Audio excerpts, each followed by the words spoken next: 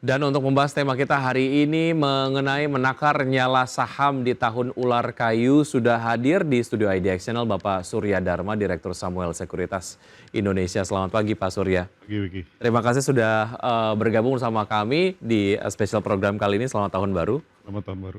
Semoga berbagai macam hal baik terjadi pada kita di tahun 2025, khususnya untuk pasar modal di Indonesia ya. Amin, amin. Baik, Pak Surya, sebelum kita membahas mengenai berbagai macam indikator yang kemudian ini membuat kita cukup firm lah memandang tahun 2025 di pasar modal. Bursa Efek Indonesia tentu saja kita kemudian ingin review terlebih dahulu kalau kita lihat pergerakan dari IHSG selama tahun 2024 khususnya di akhir tahun ini yang kemudian cukup menarik begitu ya. Terjadi pelemahan yang cukup signifikan tapi kemudian pelemahannya dibatasi lah di penutupan perdagangan di perdagangan terakhir beberapa waktu yang lalu. Apa yang membuat pelaku pasar cukup kemudian memperhatikan berbagai macam hal ini nampaknya menjadi perhatian yang diprioritaskan lah atau mungkin cukup intens perhatiannya di Bursa Efek Indonesia di IHSG. Sebenarnya kita itu cukup optimis ya. Bulan September itu indeks sempat 7.900 lebih gitu kan, tertinggi gitu dalam sejarah. Tapi tiba-tiba kan asingnya kemudian kan keluar kan. Apalagi sejak Donald Trump menang ya. Nah, kenapa itu bisa terjadi? Karena sebetulnya optimisme itu kan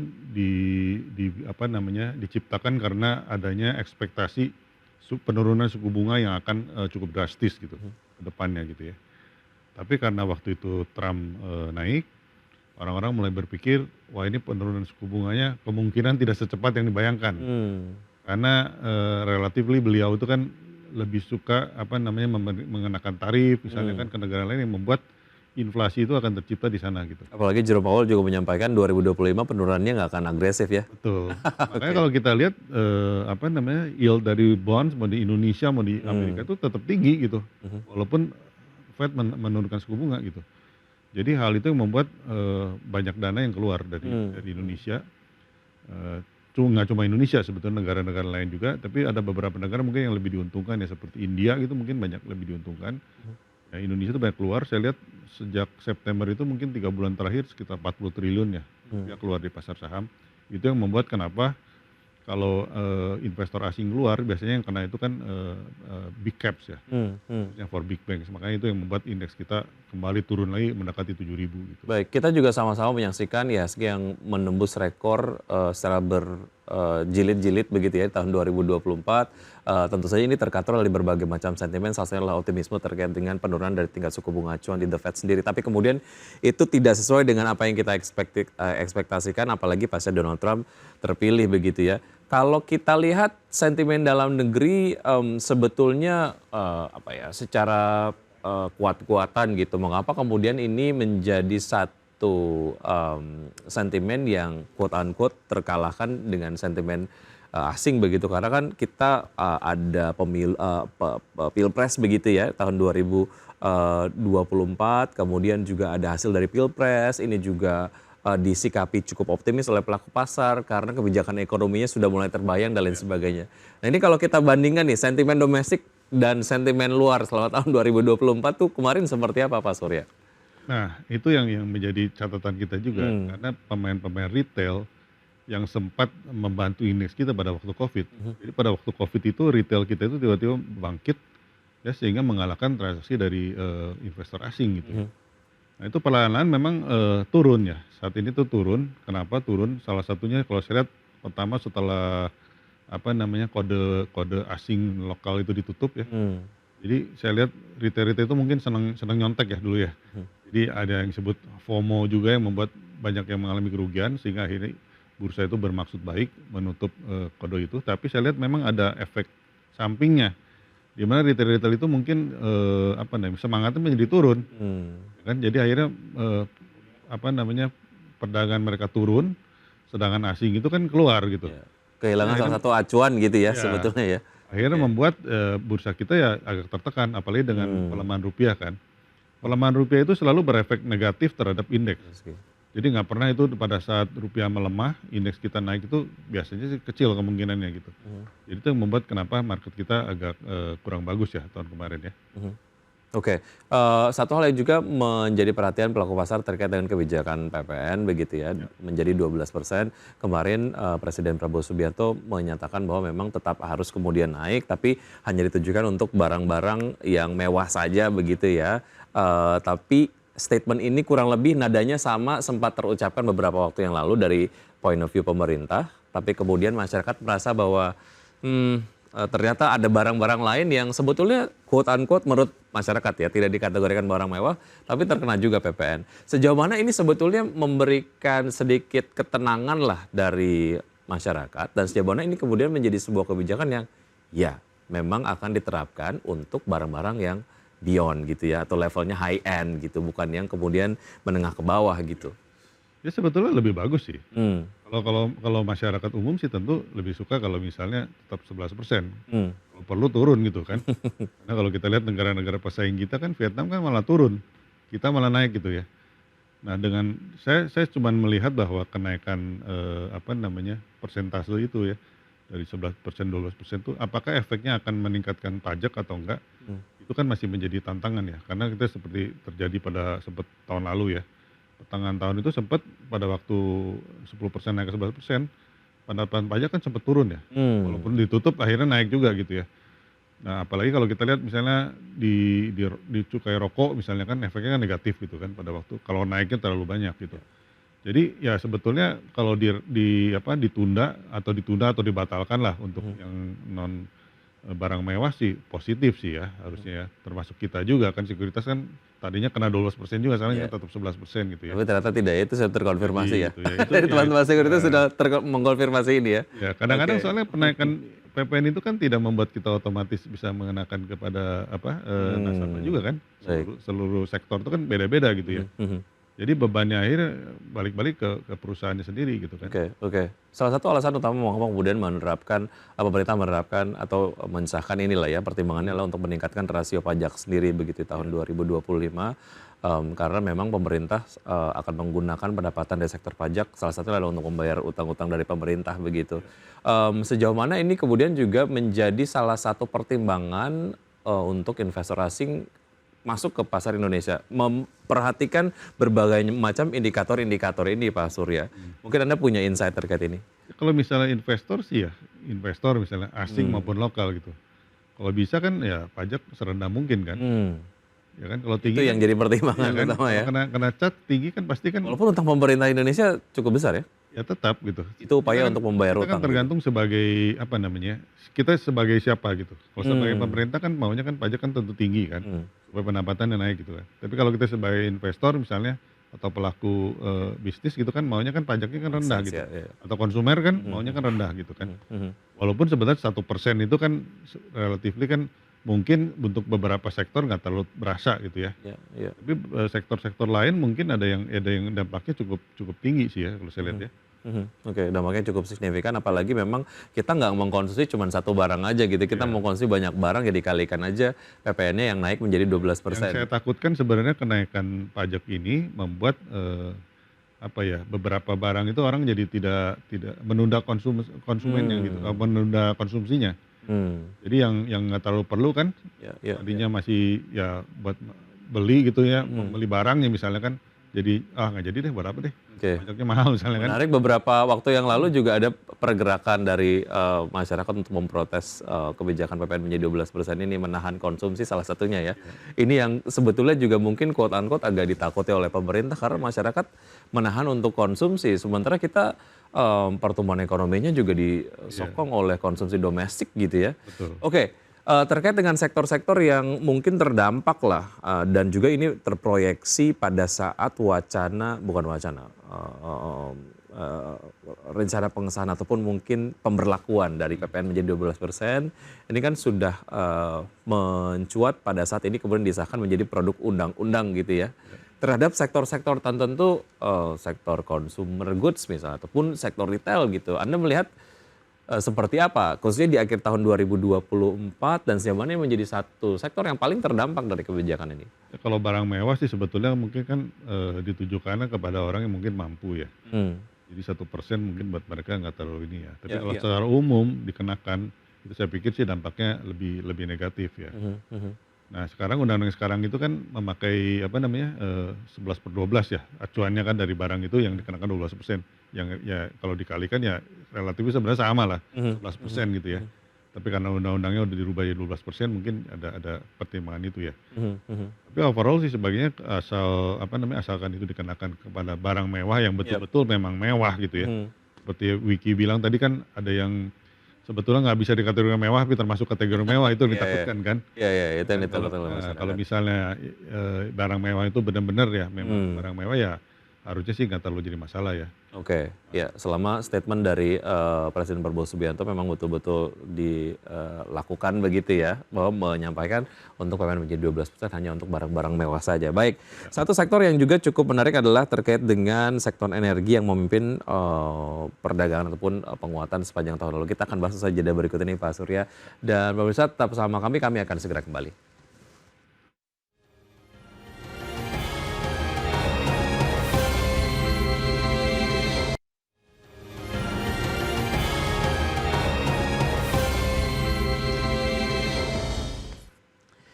Saya masih membahas mengenai tema menarik hari ini terkait dengan nyala saham di tahun ular kayu.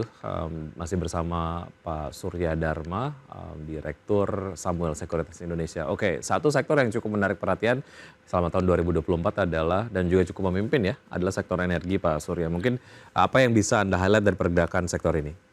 Ya kalau ke depan kan sekarang energi yang terbarukan khususnya kan, Mhm, itu kan mhm, menjadi hal yang sangat positif ya dan didukung banyak negara juga gitu.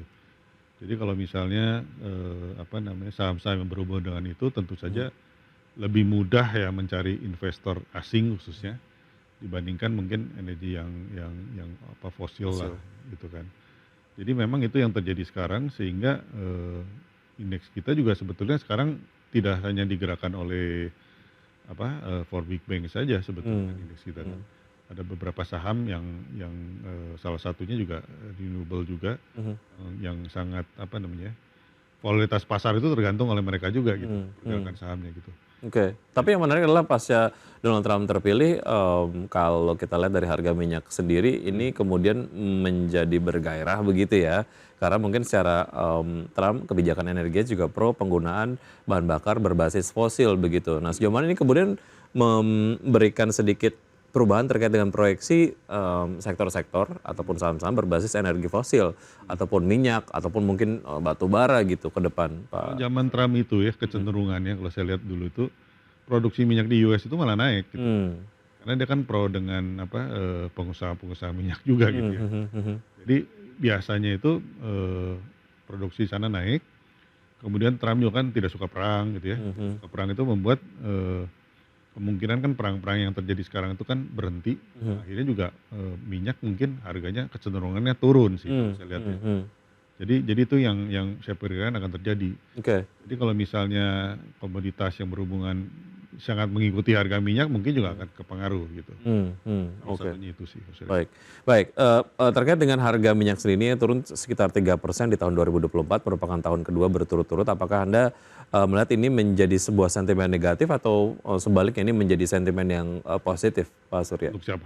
Untuk Indonesia. Untuk Indonesia ataupun mungkin untuk investor yang, Ya, mencermati lah gitu? untuk Indonesia sendiri kan sebenarnya kita kan masih net importer ya, Mhm, dari minyak kan. Kalau misalnya turun ya bagus, lebih mmm, bagus sih sebenarnya. mhm, Cuman kan kita itu juga negara yang sangat bergantung terhadap ekspor komoditas. mhm, Nah, ekspor komoditas ini kalau kita lihat apakah terpengaruh oleh dengan penurunan harga minyak itu atau enggak, mhm, itu juga mesti kita hitung-hitungan lah. Jadi balance antara antara kedua itu yang mesti kita lihat kan. mhm, mhm. Jadi bisa positif, bisa negatif tergantung dari harganya sampai sejauh mana gitu ya. Ya, betul. Jangan terlalu ekstrim lah. Mhm, mhm. Bicara mengenai, komoditas beberapa waktu yang lalu, Presiden Prabowo Subianto menyatakan bahwa jangan takut deforestasi, Mmm, luaskan saja, lahan penanaman sawit karena dunia membutuhkan ya. sawit dari Indonesia begitu. Bahwa ini dari sudut pandang sustainability point of view mungkin ini menjadi sebuah statement yang cukup disayangkan gitu ya. Tapi dari sudut pandang industri, perkebunan ini menjadi satu hal yang cukup menarik begitu. Saya termasuk yang setuju sih Ya, dengan statement itu. seperti apa Karena Pak karena Surya? karena sawit ini kan sebetulnya, produksi oil dari Mmm, per hektar ya, mmm, dari sawit itu paling tinggi dibandingkan, apa namanya, produk-produk lain yang dimiliki oleh negara Eropa misalnya kan. mhm, Jadi itu yang membuat ini sebetulnya persaingan dagang kan. Mhm. Jadi CPO ini mendapatkan sentimen apa namanya kampanye negatif yang sebetulnya itu bukan gara-gara ESG atau apa kalau saya lihat, Mmm, lebih mhm, kepada persaingan antar negara gitu. mhm, Jadi sebetulnya kalau misalnya statement itu benar, ya memang memang sebetulnya bukan bukan apa namanya, bukan tidak ramah lingkungan sebenarnya sih kan. mmm, mhm, Kan yang penting itu kan ada penanaman kembali, replanting mhm, itu kan, asal program itu benar dijalankan dengan mhm, baik, itu mhm, harusnya sih sangat positif. baik, Dan jangan lupa bahwa kita itu negara produsen terbesar kan, mhm, CPO yang memang tidak dimiliki oleh negara lain selain iya, Malaysia mungkin ya, iya, yang iya. cukup besar gitu size-nya ya. Ya, selama memang, penerapannya sendiri dalam operasionalnya memperhatikan prinsip-prinsip keberlanjutan begitu ya, Betul. agar balance. Baik, semakin menarik Pak Surya, kita akan lanjutkan usai jeda berikut ini dan pemirsa tetap bersama kami akan segera kembali.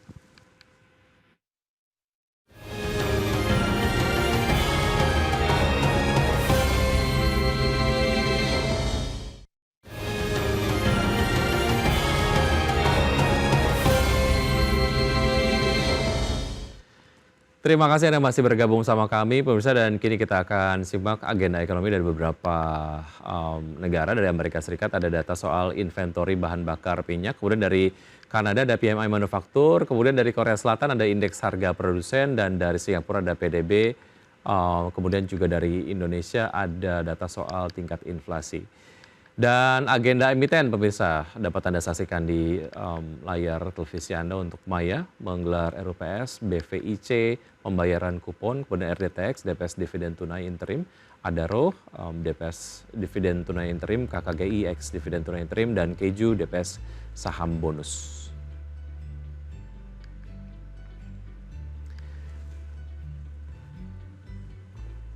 Baik, saya lanjutkan perbincangan bersama Pak Surya. Pak Surya, kalau kita lihat saham-saham big caps ini menjadi saham-saham yang dijadikan sasaran lah ya oleh pelaku pasar, khususnya adalah investor asing begitu, dilepas cukup banyak sehingga kemudian terjadi pelemahan yang cukup signifikan juga gitu.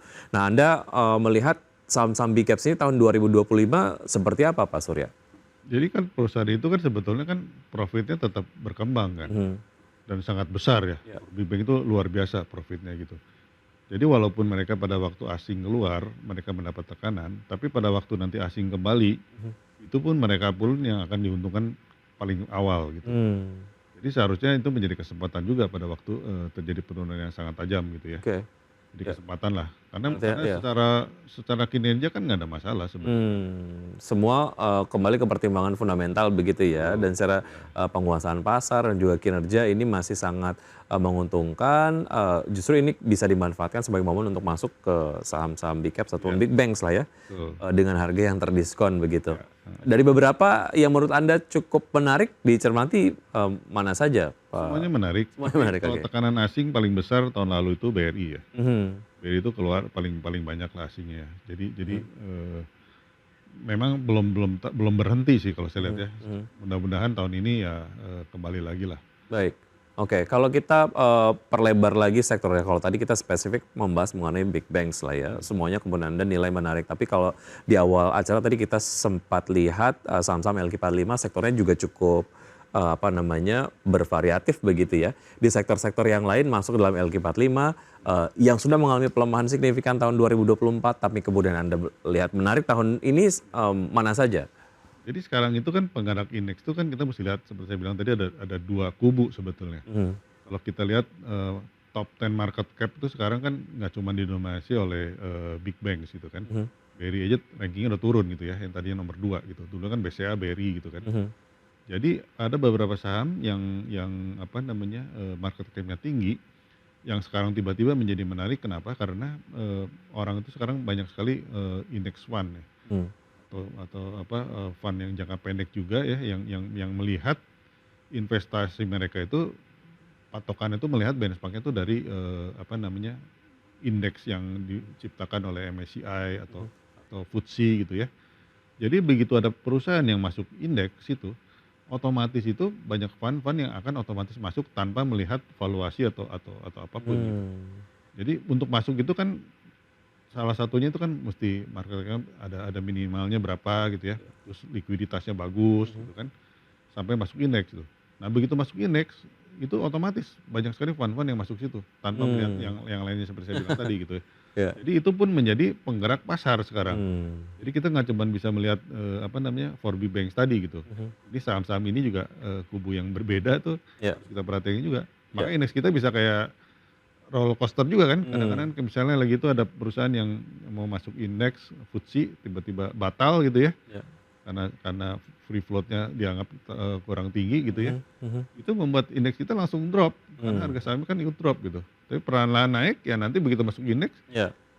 ya kita naik juga Ya. signifikan. Ini gitu. cukup masuk akal karena begitu sebuah saham masuk ke dalam salah satu indeks, ini kan dianggap memenuhi berbagai macam kriteria dan juga indikator begitu. Itu yang kemudian dijadikan pegangan oleh investor ketika masuk salah satu indeks. Oh ini kayaknya potensial nih gitu ya. Mereka mesti masuk karena kalau nggak kalah sama indeks. Ya kan? Begitu mereka nggak masuk, ternyata indeksnya itu mereka kalah. Sebaliknya begitu keluar ataupun tidak jadi masuk, ini menjadi sebuah sentimen yang negatif begitu ya. Betul. Baik, kita ke update dari pergerakan Bursa Asia terlebih dahulu. Pemirsa, sebelum kita menuju ke main hall Bursa Efek Indonesia, sebagaimana dapat Anda saksikan di live televisi untuk pembukaan dari bursa-bursa utama Asia, kompak dibuka menguat dengan Nikkei dan juga Hang Seng belum buka begitu ya. STI Singapura menguat 0,15% ke level 3.753 dan Kospi Korea menguat 0,18% di level 2.403.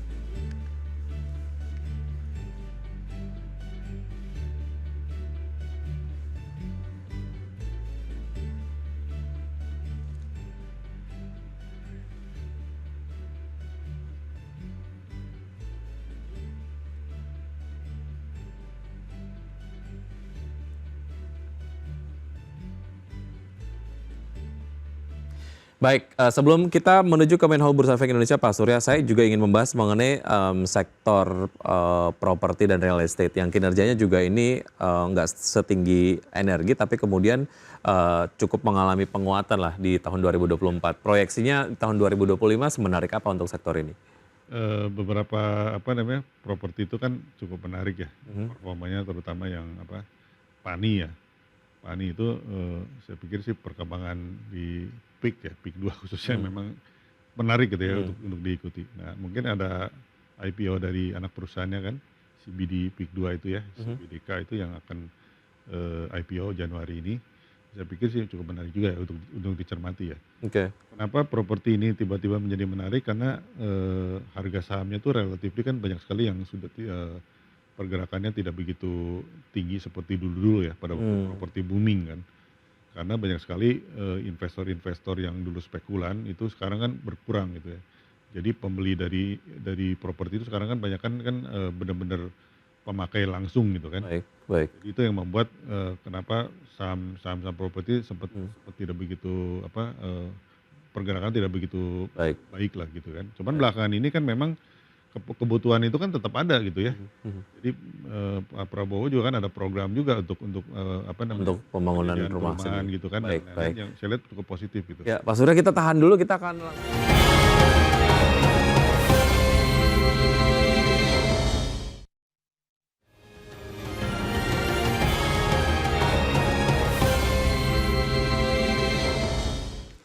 Terima kasih Anda masih bergabung bersama kami, pemirsa, menakar nyala saham di tahun ular kayu dan masih berbincang bersama Pak Surya Dharma, Direktur Samuel Sekuritas Indonesia. Kalau kita lihat pergerakan IHSG di pembukaan tadi, Pak Surya, walaupun memang belum terlalu beranjak jauh dari level penutupan di tahun 2024, tapi at least ini kemudian tetap bergerak positif lah ya. Bagaimana Anda melihat ini, Pak? Bagus sih, bagus karena biasa orang kan berharap ada January effect. Gitu ya. Jadi kalau misalnya awalnya bagus, mudah-mudahan ke depannya juga bagus gitu ya. Oke. Tapi ini memang masih awal sih ya. Oke, belum bisa menyimpulkan sebetulnya apakah kemudian January Effect ini akan terjadi dan terlihat jelas dan signifikan begitu ya.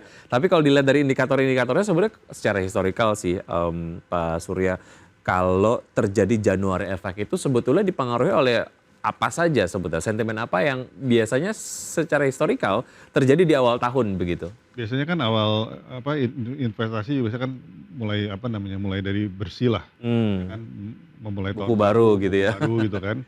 Jadi biasanya memang ada banyak investasi yang dilakukan juga di situ yang membuat harga bisa naik juga gitu ya.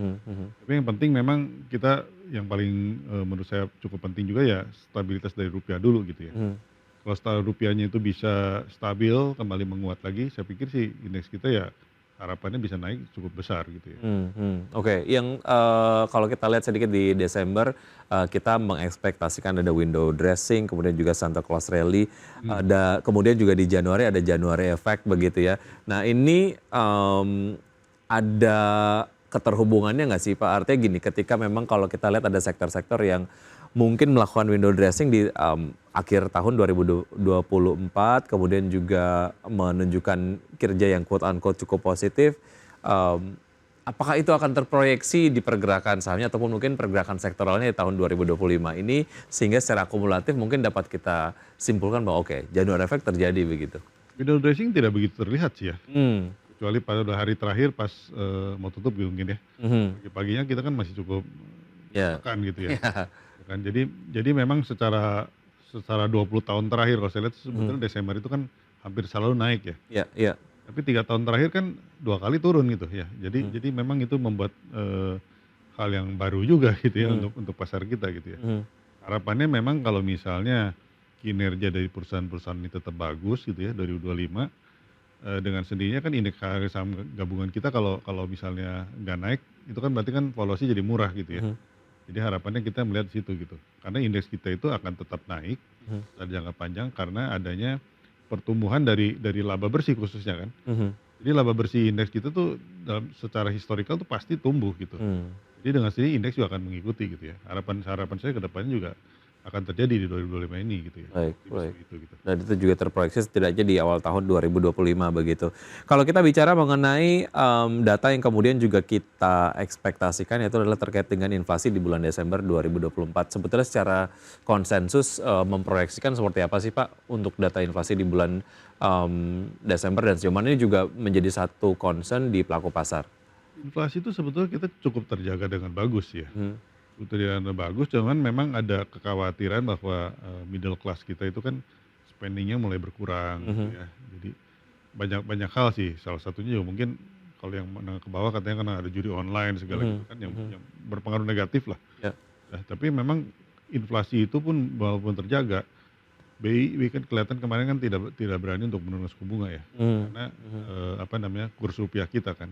mhm, Apalagi rapatnya dilakukan sebelum sebelum Fed memutuskan kan. mmm, Jadi itu juga menjadi menjadi catatan gitu ya. iya iya, Nah, tahun ini bagaimana? Nah, tahun ini kan katanya Fed kemungkinan apa, penurunannya iya. tidak begitu banyak gitu, ada yang bilang Disampaikan kurang lebih 2 kali gitu 2 katanya? kali gitu kan. Padahal kan biasanya kan kalau Fed itu kalau naik maupun turun tuh biasanya nggak pernah sekali, selalu Mmm, berturut-turut gitu kan. iya iya, Apakah betul hanya 2 kali? Saya mmm, pikir sih mudah-mudahan enggak gitu ya. mhm, Jadi mhm, BI juga punya peluang juga untuk menurunkan suku bunga kembali gitu ya, yang akan baik menggairahkan ekonomi kita juga kan. baik. Secara makro, seperti apa sebetulnya pertumbuhan ekonomi, Indonesia tahun 2025 ini tentu saja mempertimbangkan beberapa indikator lah ya, ataupun mungkin berbagai macam kebijakan pemerintah. Kita bahas usai jeda berikut ini Pak Surya. Dan pemirsa tetap bersama kami akan segera kembali.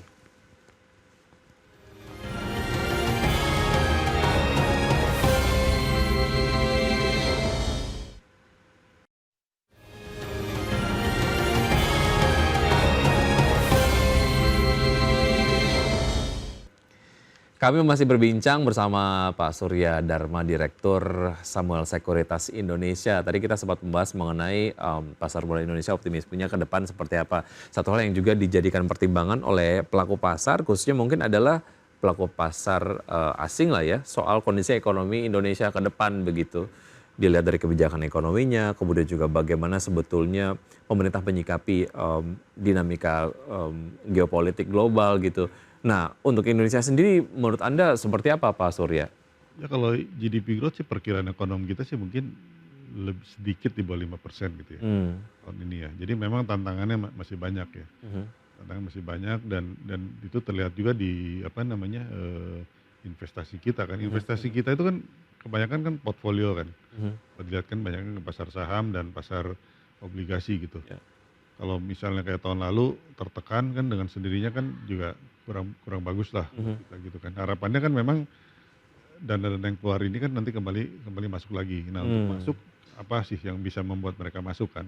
Salah satunya ya tentu saja kinerja lagi kebalikan Jadi bukan cuman dari di kertas saja gitu ya. Kinerjanya kalau bagus dengan sendirinya orang akan tertarik dan berinvestasi di kita juga gitu. Mhm mhm. Ya kemudahan-kemudahan dari apa namanya, policy-policy pemerintah juga sangat penting ya. Jadi yang menarik, apa namanya, investor asing kan salah satu itu juga gitu ya. Apakah itu di sektor real ataupun di, sektor keuangan begitu ya? Khususnya di sektor real yang akan, terrefleksi juga di sektor keuangan kan lewat lewat perusahaan-perusahaan yang publik kan. Oke oke. Nggak semua perusahaan publik yang itu kan, tapi memang itu akan saling saling berkoordinasi lah antara mereka antara kedua kedua itu kan, kedua Baik sisi itu gitu. baik. Berbagai macam motivasi ataupun proyeksi-proyeksi lah ya terkait dengan kinerja pemerintah sendiri, analisisnya sudah banyaklah bertebaran di mana-mana begitu. Sehingga berikutnya yang kita kemudian bahas adalah mengenai sektor-sektor yang, terdampak lah ya, akan terbawa lah. Kalaupun memang secara kinerja ekonomi akan baik, sektor-sektor tertentu juga akan terkatrol gitu. Kalau beberapa tahun yang lalu kita bicara mengenai sektor infrastruktur, Ya. BUMN karya ini terkatrol karena prioritas pemerintah sendiri untuk pembangunan infrastruktur sangat diprioritaskan begitu. Tapi di tahun-tahun sekarang sektor-sektor yang menarik menurut Anda yang mana saja dan ini mungkin bisa dicermati oleh pelaku Kalau pasar? prioritas Pak Presiden sih kelihatannya kan pangan ya. Ya. Jadi pangan ini kan yang terkait dengan pangan kan mungkin, bisa kita lihat lah Hmm. yang sangat diuntungkan apakah ada apa, freelance itu kan ya, program itu segala itu kan yang membuat sektor-sektor itu dengan sendirinya kan akan terpengaruh harusnya kan, terpengaruh positif gitu. Tapi benar seperti Wiki bilang juga tadi yang infrastruktur mungkin kalau lihat dari budget kan IKN nggak terlalu besar gitu kan, mungkin berarti kan bukan di situlah prioritasnya kan. Terutama pangan lah kalau saya lihat sih ya. Baik, mulai bergeser ke Dan sektor mungkin yang lain. energi yang terbarukan itu mungkin masih Ya, positif ya, gitu. ya, ya, baik. Secara konsensus, tapi kemudian disimpulkan bahwa pertumbuhan ekonomi ke depan ya 5% achievable, tapi 8% belum terjadi di waktu dekat ya menurut Anda. Kalau tim mereka sih cukup optimis Optimis ya. 8% ya. Ya kita Oke. optimis tapi saya sih nggak sampai 8% sih. Baik, Pak Surya terima kasih sudah bergabung sama kami di spesial program kali ini. Semoga memang apa yang kita perbincangkan dapat menjadi bekal dan juga referensi lah ya, optimisme untuk kemudian kita berinvestasi di pasar modal di Indonesia dan berbagai macam hal juga ini bisa menjadi referensi untuk pelaku pasar sendiri dapat menerapkan strategi investasinya. Sukses untuk Anda, sehat selalu Pak Surya, dan pemirsa sudah 2 jam kami menemani Anda dalam spesial program pembukaan perdagangan tahun 2025. Semoga pembahasan hari ini dapat menjadi referensi dan sumber informasi untuk Anda. Tetap berbaru informasi Anda hanya di IDX Channel, your trustworthy and comprehensive investment reference. Jangan lupa untuk menyaksikan program First Session Closing yang akan tayang pukul 11.30 waktu Indonesia bagian Barat. Karena urusan masa depan harus terdepan. Aku investor saham, saya Wiki Adrian. Sampai jumpa. Oke Pak Surya. Thank you.